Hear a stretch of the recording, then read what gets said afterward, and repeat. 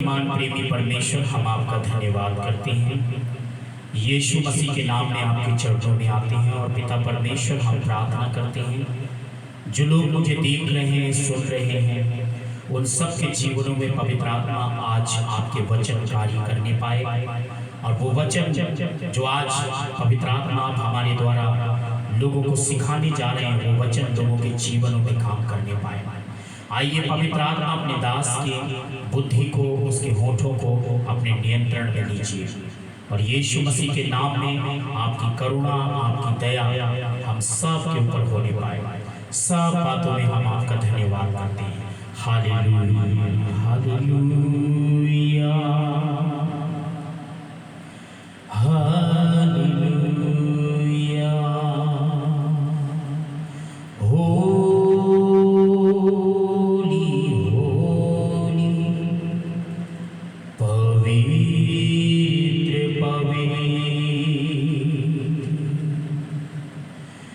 मेरा यीशु है कितना महान,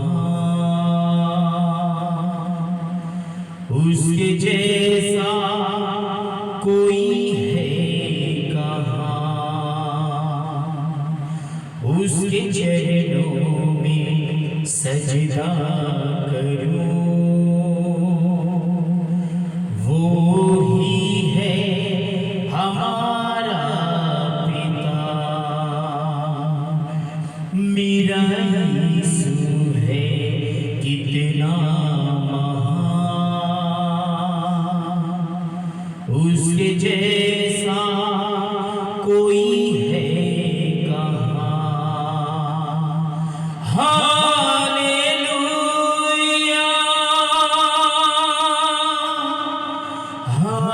हालेलुया।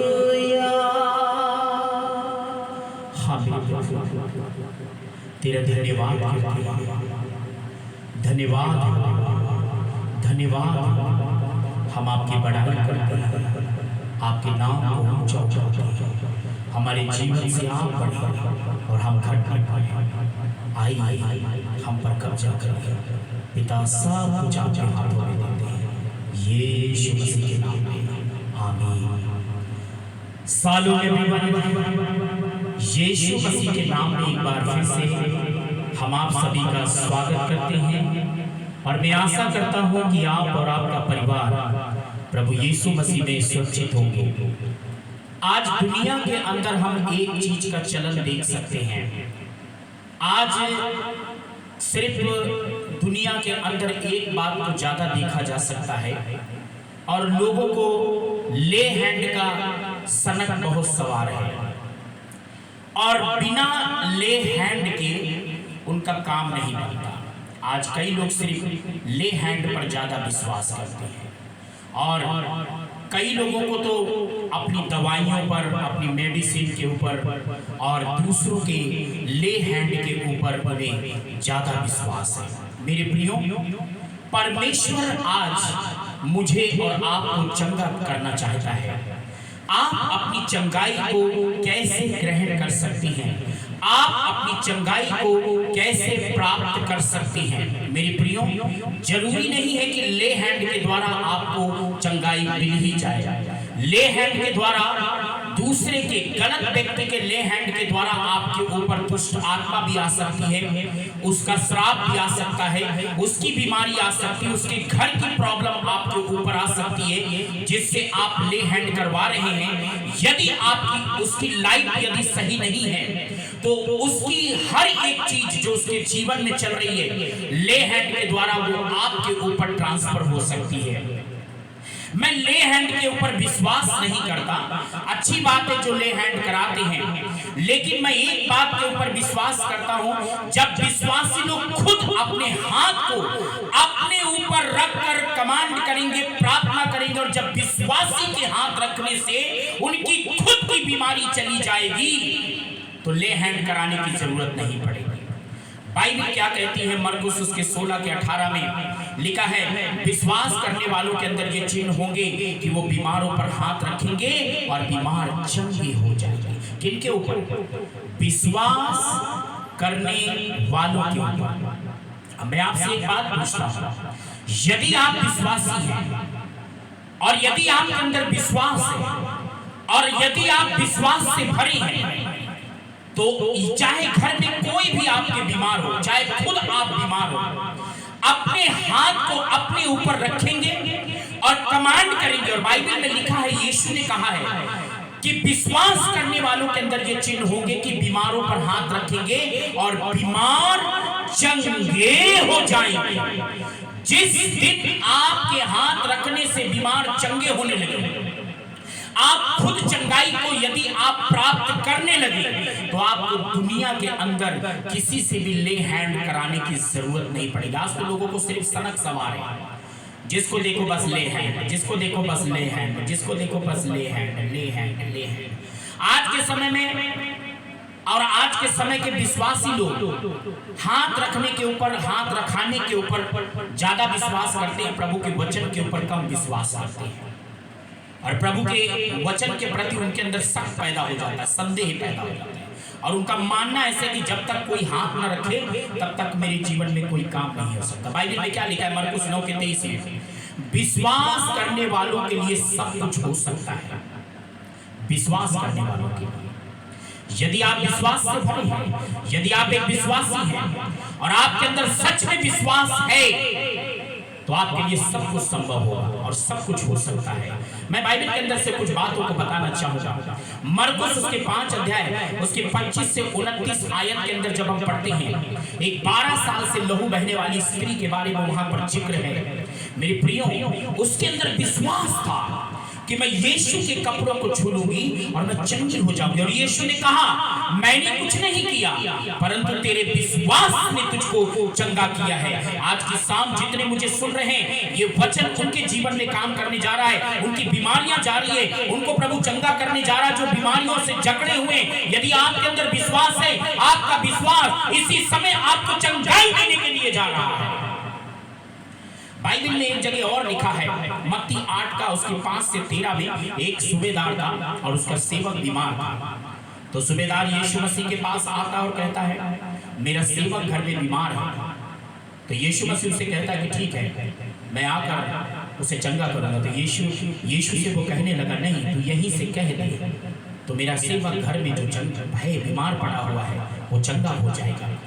यीशु मसीह ने उसके विश्वास को देख के कहा कि मैंने इज़राइल में भी इतना बड़ा विश्वास नहीं पाया। यीशु मसीह तो उसके घर में नहीं गया ले हैंड करने के लिए, यीशु मसीह तो उसके घर में प्रार्थना करने के लिए नहीं गया, लेकिन उस सूबेदार ने कहा, यहीं से कह दे।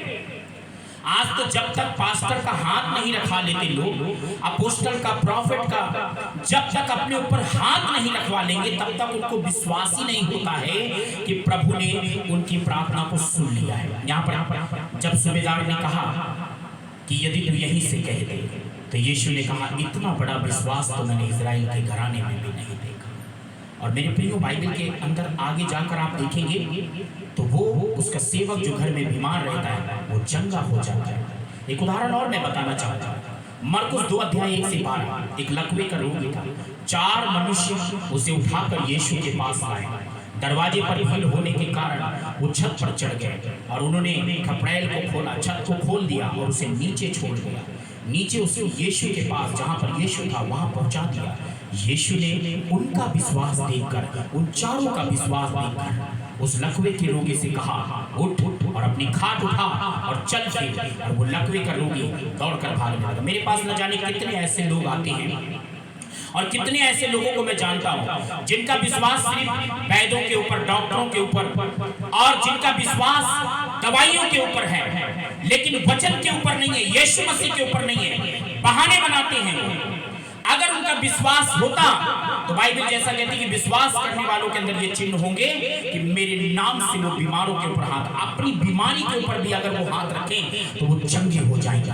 मेरे प्रियो, उनका विश्वास देखकर लकवे के रोगी से यीशु ने कहा, उठ, अपनी खाट उठा, चल फिर। और लकवे का रोगी चलने लगा और वो उठकर चला गया। एक उदाहरण और मैं बताता हूँ। लाजर को मरे हुए 4 दिन हो गए, कब्र के अंदर है। यीशु मसीह वहां पर जाके कहता है, यदि तू विश्वास करेगी तो परमेश्वर की महिमा को देखेगी।